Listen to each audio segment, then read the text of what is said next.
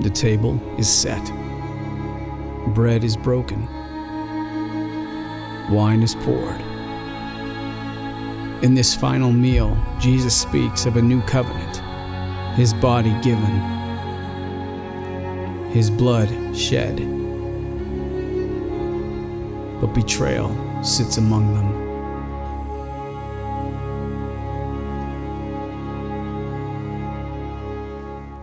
I'd like to welcome you all here today, those of you in the room, those who join us online. Thank you so much for being with us today.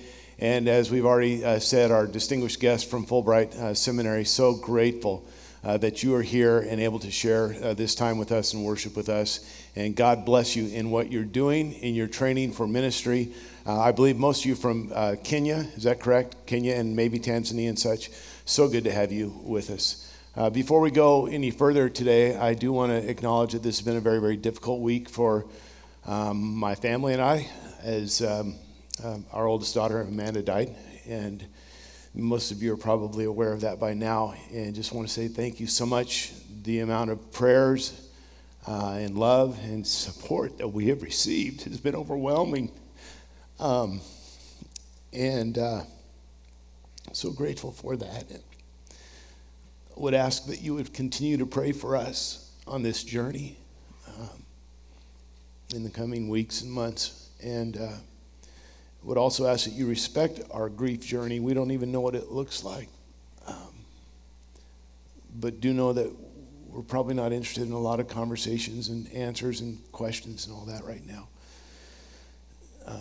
The greatest gift you could give us is just to continue to pray that the God of all comfort does what only he can do. Our elders have been amazing, our pastors, our staff. In fact, the reason that I'm preaching today is because I requested to. Steve and Scott and Cynthia were all willing to preach this weekend. But I asked if I could, and it's my decision. I don't know if it was the wisest decision. I don't know if it's the right decision, but it's mine. And I feel like I need this. And so, if you're okay, we'll try this. I mean, it's the third try. Should get it right this time, maybe. So, we will. Here's good news. Good news for some of you.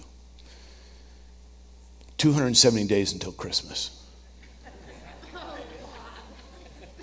For some of you, that's all you needed to hear to start playing Christmas music this afternoon. There it is, right there. You know, it's interesting that in our culture and even in churches, when it comes to Christmas, there's this anticipation, this buildup, this season that all of it gets. And yet when it comes to Easter, it might be a day or a week, but that's about it. I mean, we start counting down how many days till Christmas, and we've got songs, and we've got programs, and we've got this whole season. I don't think there's probably any one of you that have a little calendar with doors of how many doors are left open till Easter. We just don't do that. And yeah, there's a couple of, shelves of candy and bunnies there, but even in the church, it's like we dedicate a week maybe, Palm Sunday, Easter Sunday. Which is curious to me because Jesus never ever told us to remember his birthday and have a birthday party for him every year. We don't even know when his birthday was. And yet we make such a big deal about it. And I'm not anti-Christmas, don't get me wrong. But he was very clear about something that he did want us to remember and to do frequently surrounding Easter. And in addition to that, with the four Gospels, Matthew, Mark, Luke, and John, only two of them even reference the birth narratives. Matthew and Luke talk about that. That's what we preach out of every year in December out of Christmas. But all four of the gospel writers reference this week leading up to Easter. And it's interesting that they give a couple of pages to the resurrection, but 35% of the gospels are dedicated to this 8-day period from Palm Sunday to Easter Sunday. 35%, a full third of the Gospels cover this 1 week. It's like everything slows down for Holy Week, for Passion Week, for the final week.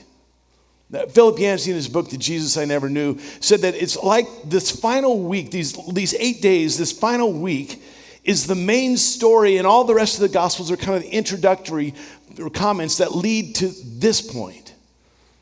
Andreas Kostenberger, in his book, The Final Days of Jesus, subtitled his book, The Most Important Week of the Most Important Person Who Ever Lived, talking about these 8 days. And William Cook III, in his book, Jesus' Final Week, mentioned that it's the most important week of all human history. And we so quickly, even in the church, just drift right over it.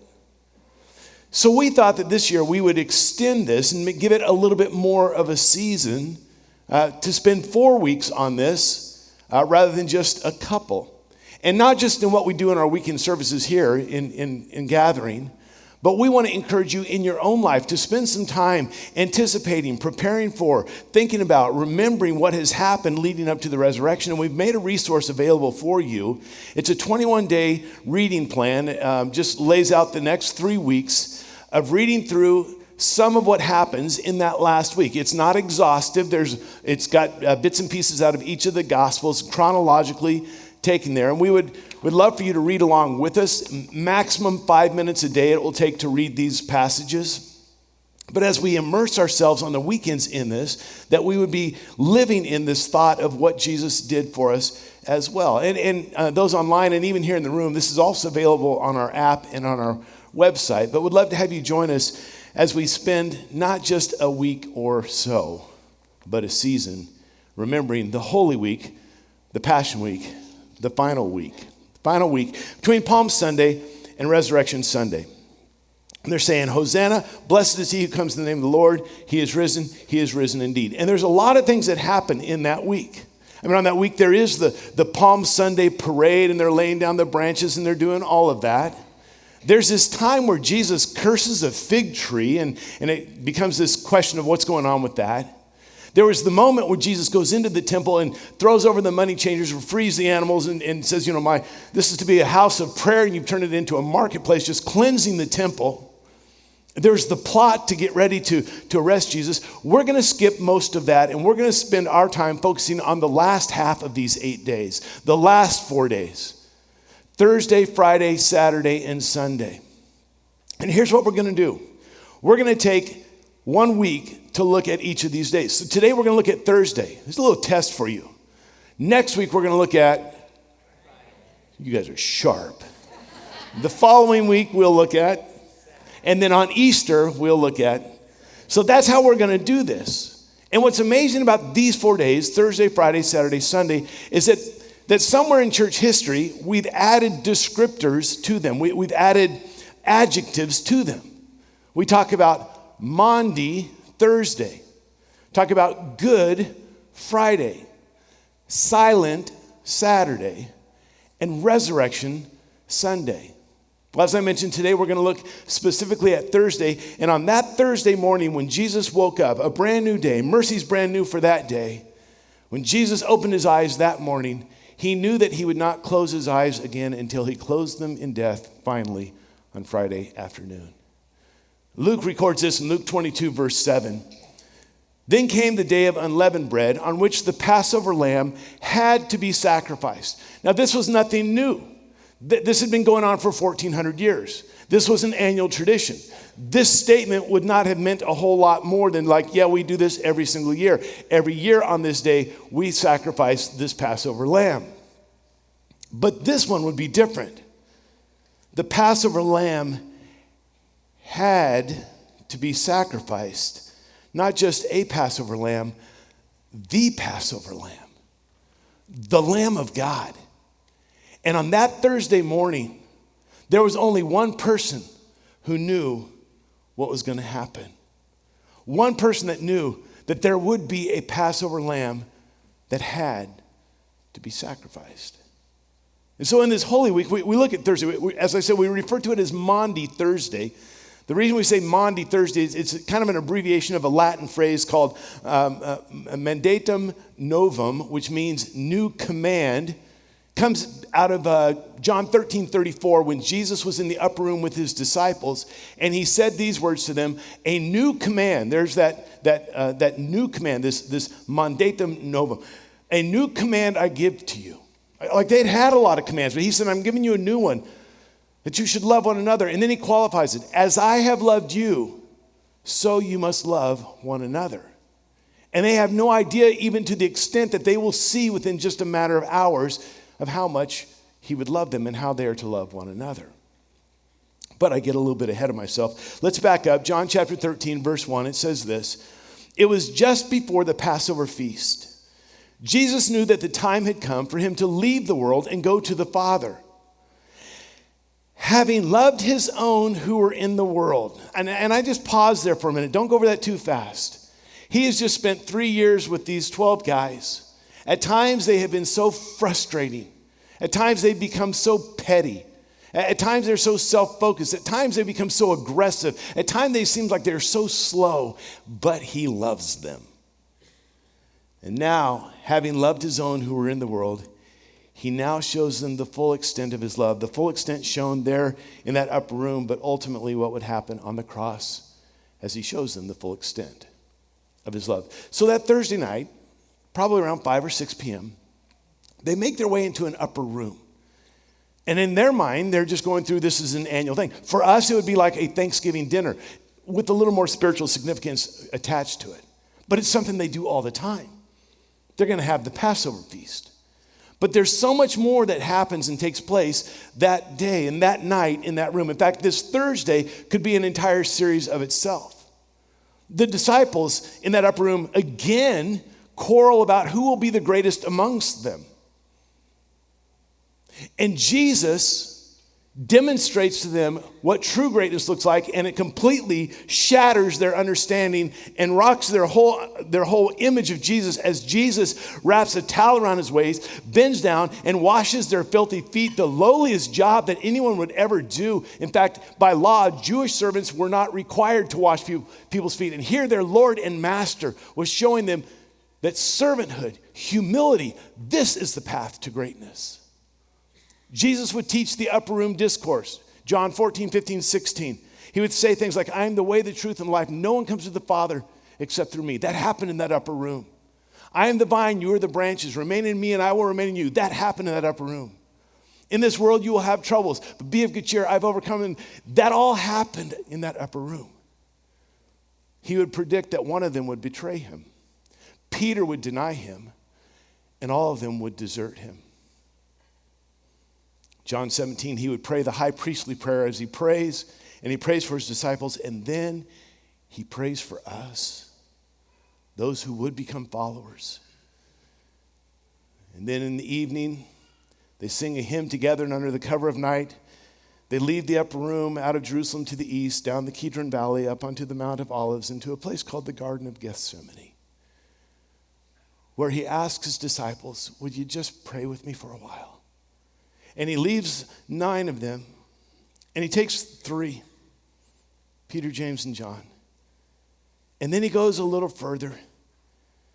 And as he begins to pray with such anguish and such intensity that his sweat becomes like drops of blood, he goes back and finds that his disciples have fallen asleep in the late night at the full stomach, in the dark. And somewhere late Thursday night, or maybe in the wee hours of Friday morning, the soldiers come and arrest him. So much happened in those 6 hours. But what's most familiar to us is that image around the table, the Passover. And the reason it is because of this iconic work of art done by Leonardo da Vinci of the Last Supper. We say he painted it. That's probably not accurate. It was with a dry fresco that didn't serve him well because it was very flaky. But from 1495 to 1498, he created this work of art of the Last Supper with great attention to detail. And the reason it took him 3 years is not because he's slow and procrastinating.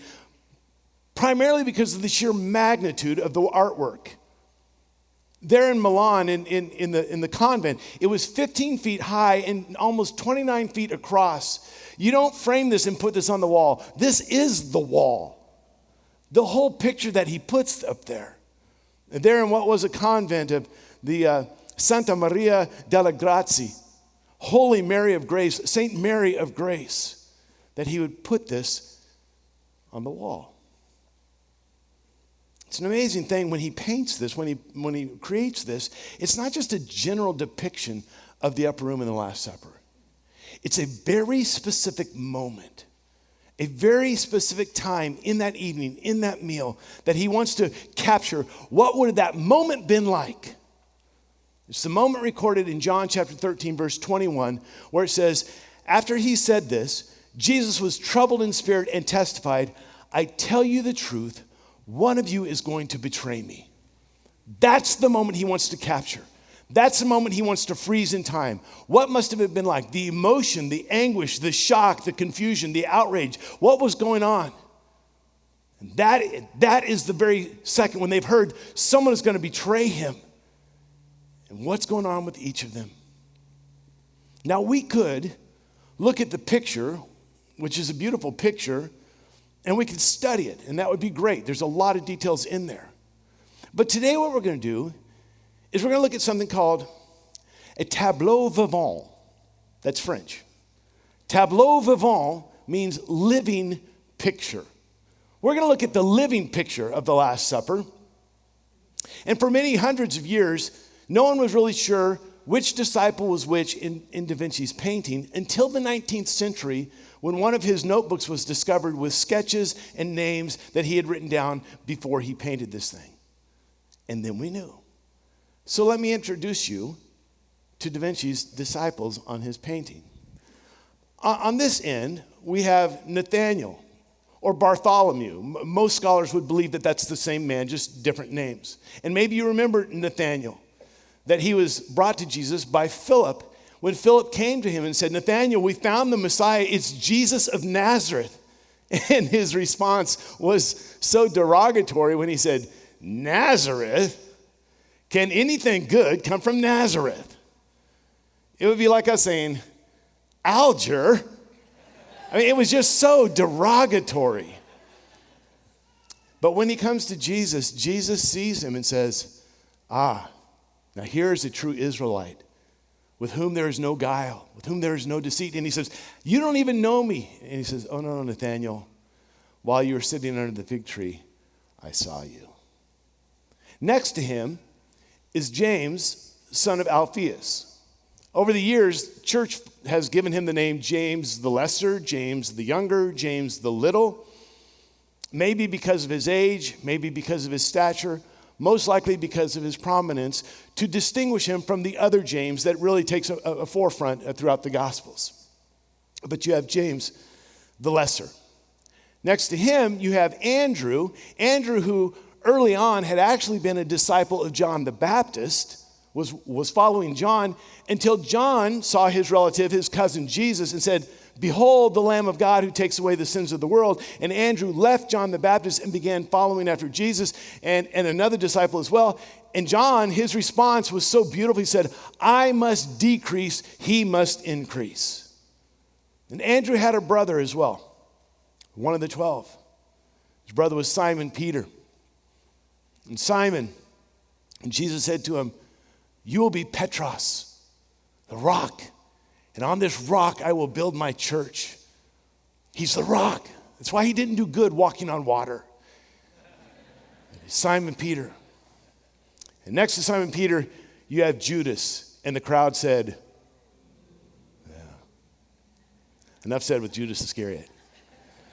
Beside Judas Iscariot is John the beloved, probably the youngest disciple, son of Zebedee. In fact, in his gospel, in the book of John, when he refers to himself, he doesn't use his name. He just simply calls himself the disciple whom Jesus loved. Probably a cousin of Jesus. His mom and Mary, it appears, are sisters. Now here we have Thomas. Thomas, that the disciples referred to him as Didymus. Didymus means two, double, twin. It's very possible that Thomas has a twin brother or twin sister. We don't know for a fact. But over the years, he's gotten another name from the church, Doubting Thomas, which isn't really fair, but that's a different sermon. Here we have James, the brother of John, the sons of Zebedee. Jesus gave these guys another name, sons of thunder. I have often wondered, what must they have done? What must they have been like? What pranks must they have pulled for Jesus to give them the nickname, the sons of thunder? Here's a little side note as well, that in Matthew chapter 20, their mom, probably Jesus' aunt, comes to Jesus and says, Jesus, when you come into your kingdom, put one of my sons at your right and one at my left. And there's a whole dialogue around that. But Da Vinci paints them in there, one of her sons on his right and the other on his left. Then we have Philip. Remember, Philip is the one that brought Nathanael to Jesus. And Philip is very important to Cornwall Church because we quote him all the time.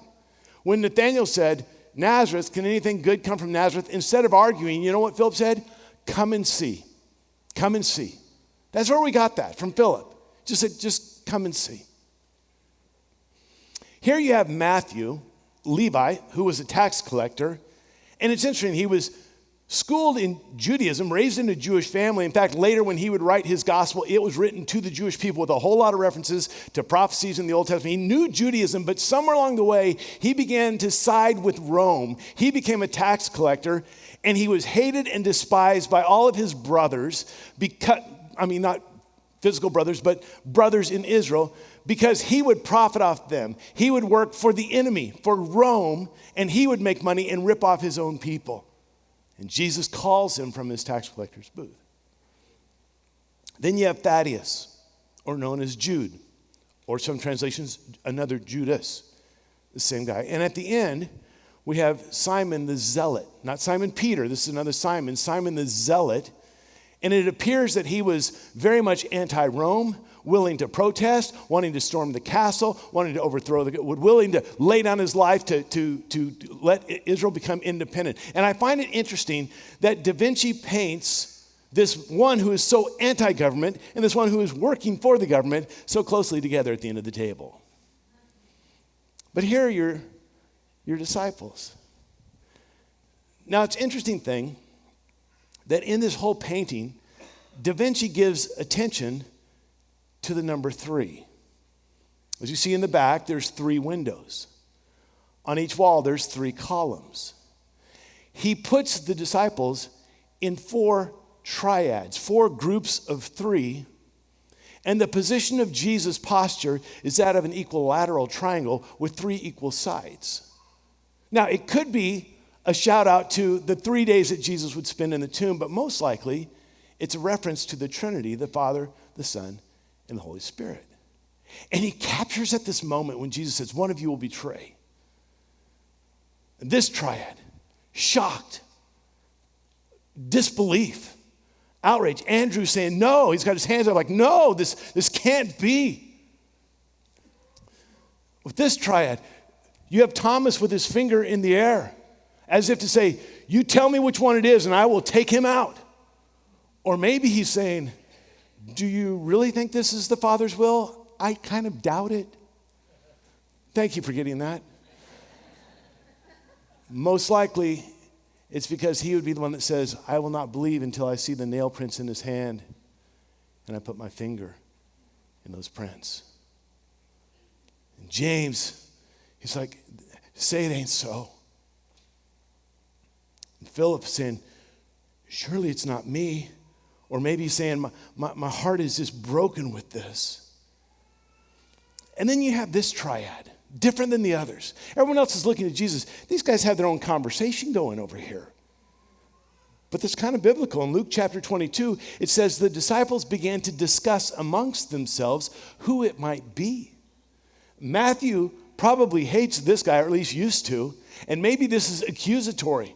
Saying it's probably you radical, you zealot. You're probably the one. You're always doing crazy stuff like that. And Simon the Zealot's like going, whoa, I'm just having dinner here. Or maybe it's inquisitive. Maybe it's asking, Do you have insider information? You've got connections underground around here. I mean, you've got friends in low places. You might know some things. I said, but this triad. Da Vinci paints Simon Peter with a dagger in his hand. And James the Lesser almost like pulling him back, like, hold on, big fella, slow down, don't go after him yet. And the dagger in his hand would probably be used just a few hours later when they're in the garden. And he cuts off Malchus's ear, the guard of the high priest. And poor John, he's almost fainting that this is too much to bear, the thought of this, and he can't even handle it. But then there's Judas. Judas is the only one that has his elbow on the table. Maybe a sign of disrespect. Da Vinci paints that Judas has knocked over the salt cellar. In the ancient Mideast, there was this phrase of betraying the salt, which meant to betray your master. And throughout human history, spilt salt has always had kind of a bad omen to it. And he's clutching a bag. No doubt he was the treasurer of the 12, but probably an indicator of the 30 pieces of silver that he's received. And as he's lower, his head is lower than all the other disciples. Maybe there's a part of him that's saying, how did Jesus know? How did my plan get exposed? What's going to happen now? And Jesus, in the middle, seems to be the only one that's calm, as he has his hands extended. And it's interesting because in John chapter 13, when he talks about who it is that's going to betray him, he says, it's the one I share the bread with. And in Matthew 26, he says, it's the one I dip my hand in the bowl with. And as he's looking this way, maybe pointing to the bread, with his right hand, he and Judas are reaching for the same thing. Maybe the bread, maybe the bowl, maybe he doesn't want to call out Judas in front of everybody, so he draws everyone else's attention here, but in here he's saying, Judas, I know, and he's pointing that way. So much detail put into this one moment. Now there is one other detail that I want to point out, and there's others, but one that I want to point out, that Da Vinci loved symmetry. I mean, you see in the painting that this symmetric, like 6 on each side and 3 columns on each side, even the 3 windows. And you notice in the painting that there are lines on the floor, there are lines at the end of the table, there are lines in the wall and in the ceiling, even in the landscape. And if you were to continue those lines, to draw with a ruler, where those lines would end up, where they all meet, all of those lines in his painting, they would all come to one vanishing point. And that vanishing point is right here. The eye, the cheek, the head of Jesus. And some would say it's the right eye because whoever touches you touches the apple of my eye. Someone would say it's a shout out to his teaching in the Sermon on the Mount. You have heard it said, an eye for an eye. But I tell you, and he's getting ready to demonstrate it at a level no one has ever seen before. I tell you. Turn the other cheek. Whatever the subtleties, the reality is this, that Da Vinci wanted to take all of our eyes, all of our attention, all of our focus, and recognize that it all points to Jesus. And just like Da Vinci's vanishing point, we here at Cornwall Church have the same mission, that everything we do points to Jesus. It's the centrality of Christ that we will never back down from. Our whole purpose, the reason we exist in every front, is to help people find and follow Jesus, to keep him as the focal point of all of it. Well, with the remainder of our time, I'd like to take us on a 4,000-year journey. You good? You have nowhere else to be. And the 4,000-year journey will end up with us celebrating the Lord's Supper, taking communion together today at the end of the service. Most of us, when we think of communion, we think of this meal because this is where Jesus instituted it. This is where he started it. For these guys who were at this table, they think back to 1,400 years earlier with the Passover. But I want us to go even further back than that. That maybe this story starts 600 years even before this meal.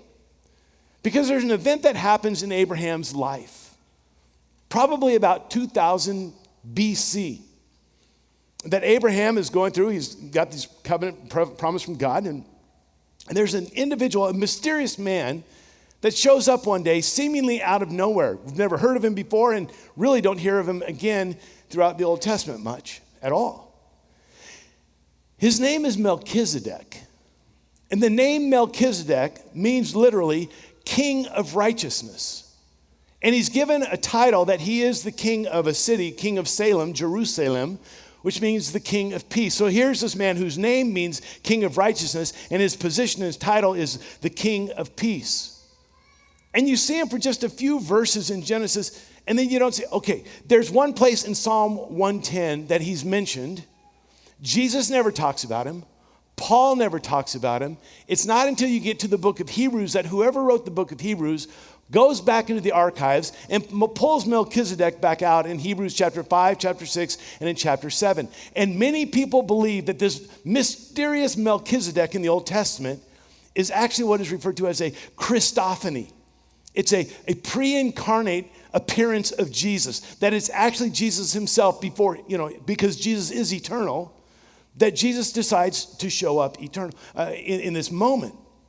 And the reason people think that is because the writer of Hebrews says about this Melchizedek in Hebrews chapter 7 that he has no father or mother. Like he wasn't created, he's a creator. That he has no beginning of days and no end of days. Like he's not stuck in space and time, like he's eternal. And that he is like the Son of God with a priesthood that lasts forever.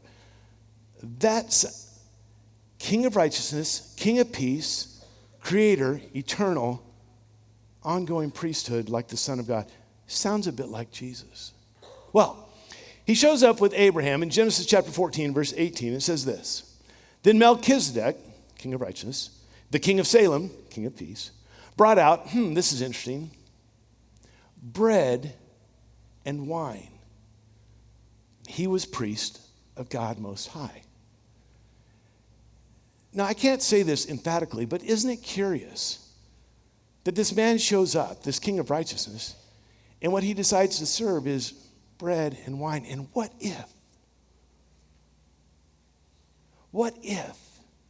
this was Jesus himself giving a little preview of something that would happen 2,000 years in the future? JC in the BC. Long before he ever was, he is. Now, we can spend way too much time on that, but maybe that's where this meal started. Well, 600 years later, the Hebrews have been in captivity in Egypt for 400 years. Moses comes to deliver them, and there's plagues, and they're getting ready to be set free from the bondage and captivity that they've experienced. And there's one final plague. It's going to be the death of the firstborn. It's going to be this destruction that happens. And they are given very specific instructions about a meal, a last supper that they are to have before they leave bondage and captivity. Very specific instructions that they are to serve a lamb, a specific lamb, a 1-year-old male lamb with no blemish. And if they can't afford it, they can share with a neighbor. And this lamb is to be cooked with bitter herbs. And the bread that they serve is not the bread that rises and they bake it. This would be bread without yeast, without leaven, because they don't have time to wait for it to rise. And they have very clear, specific instructions about this meal on this night. And there's another piece of information that's given to them that really has nothing to do with the menu, and it seems odd. But when they slaughter this lamb for this feast, they're to take his blood and put it on the doorposts of their homes in which they eat. Paint the front of their house with blood, in essence. And this is what we hear or read in Exodus chapter 12, verses 13 and 14. The blood will be a sign for you on the houses where you are. And when I see the blood, I will, and here's where it comes from, I will pass over you. No destructive plague will touch you when I strike Egypt. This is a day you are to commemorate for the generations to come. You shall celebrate it as a festival to the Lord, a lasting ordinance. the beginning of the very first Passover. And then he says, and I want you every year to remember this. I don't want you to ever forget. And so began for the next 1,400 years this tradition of celebrating the Passover with the very specific aspects of the meal that they would go through every single year.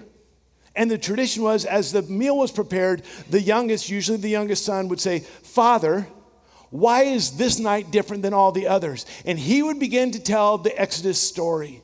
He would begin to tell about the lamb and the blood and how they were passed over. He would begin to explain that the bitter herbs dipped in the salt water were like the bitterness of slavery and the salt of tears. He would explain about the bread not having yeast because they had to be ready to go quickly and didn't have time for it to rise. He would explain about the fruit and the nuts that it was like mortar of the bricks that they had to make in slavery, all of these things. And there would be 4 cups of wine throughout the night at different times of this story that talk about the 4 promises that God had given to them in Exodus chapter 6, verses 6 and 7. Promises to bring them out. Promises to redeem them. And promises to take them as his own. They'd done this every year. The disciples had done this their whole life. This was the 33rd time that Jesus had ever experienced this Passover. And for all these disciples, they'd done it between 20 and 25 times, no doubt.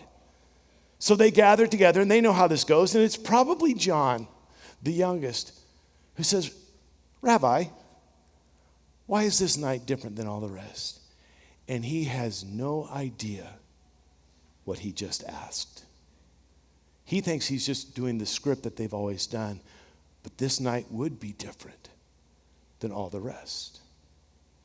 Jesus begins to tell the story. They know how this goes.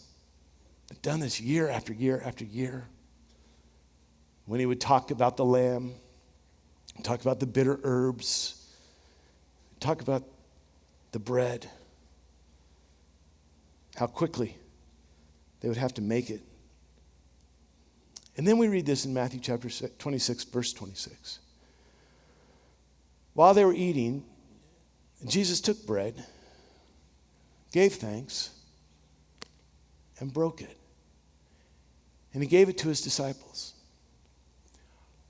Right as the script always goes. Just as they've always done their whole life. But then Jesus takes a radical departure from what they've ever experienced in any other Passover they've ever had before.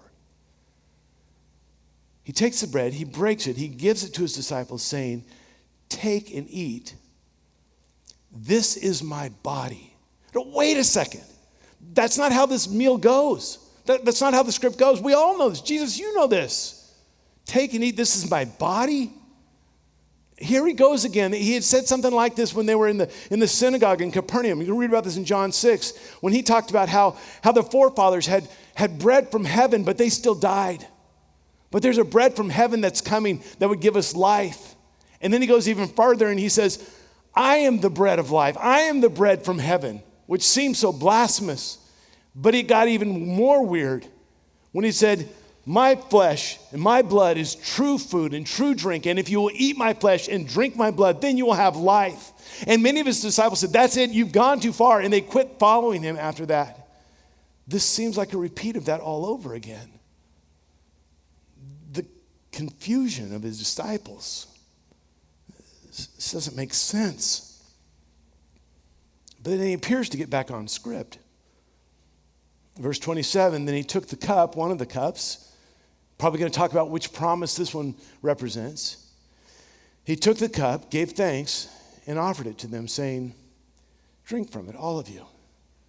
Oh, now this is familiar. But again, verse 28, this is my blood of the covenant, the new covenant. What? Which is poured out for many for the forgiveness of sins. What are you talking about, Jesus? No, this is the promises of God and the blood of the Lamb and all.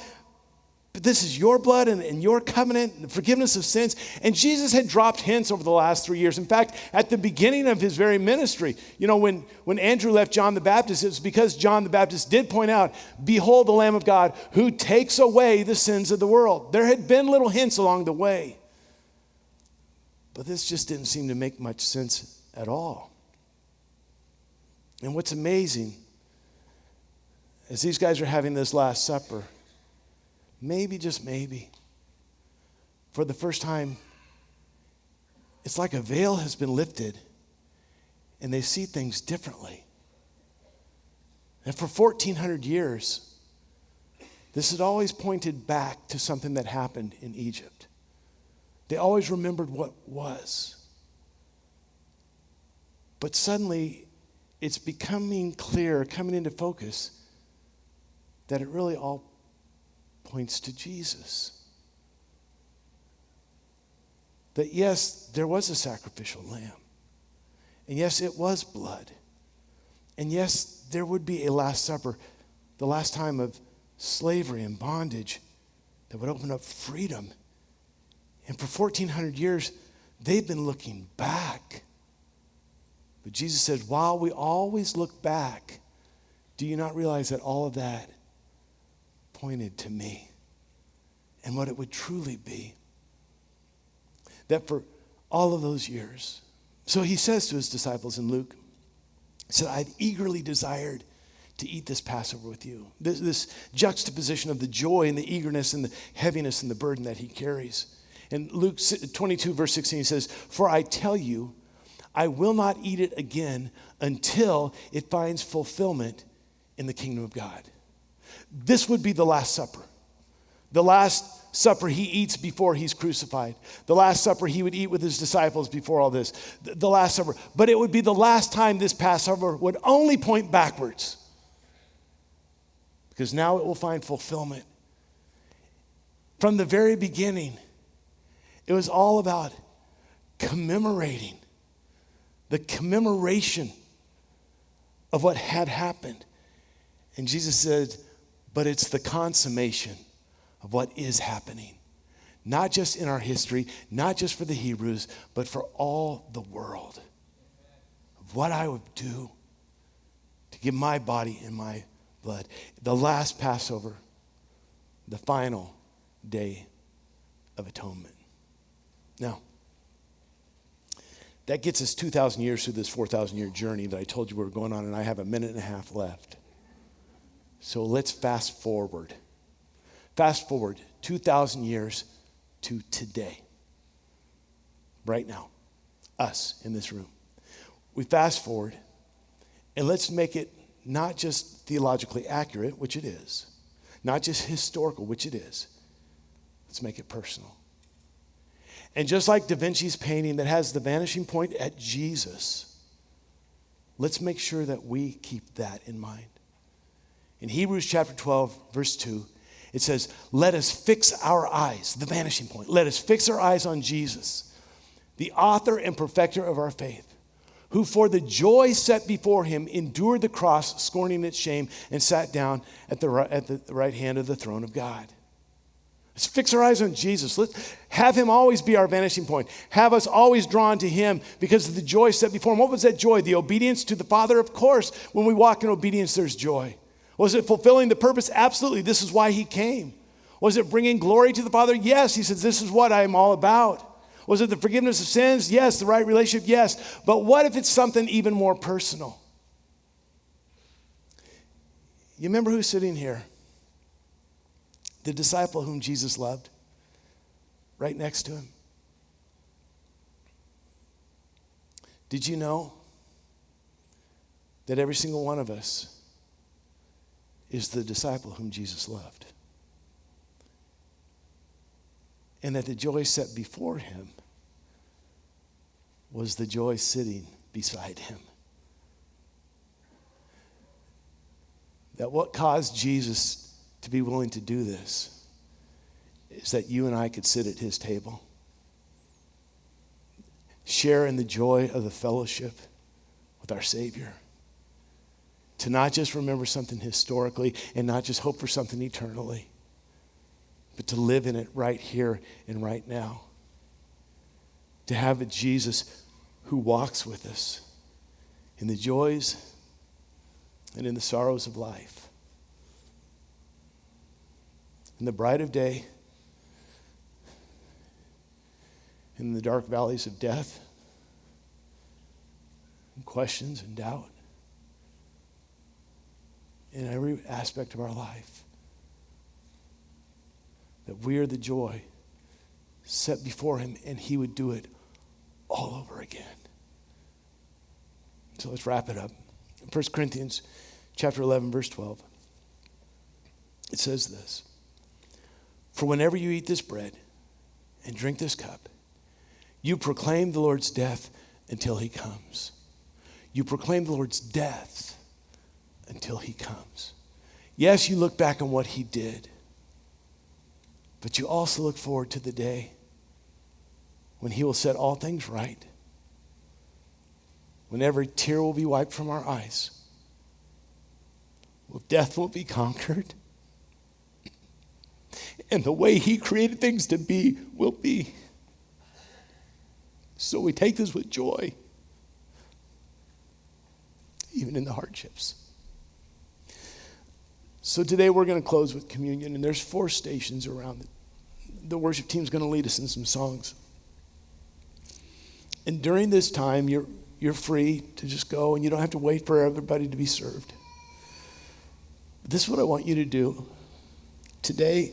And we prayed, our pastors today, we prayed yesterday with our elders, that this wouldn't just be a religious ritual. It'd be a reminder that you're the joy that sits beside him. To walk alongside and to worship him.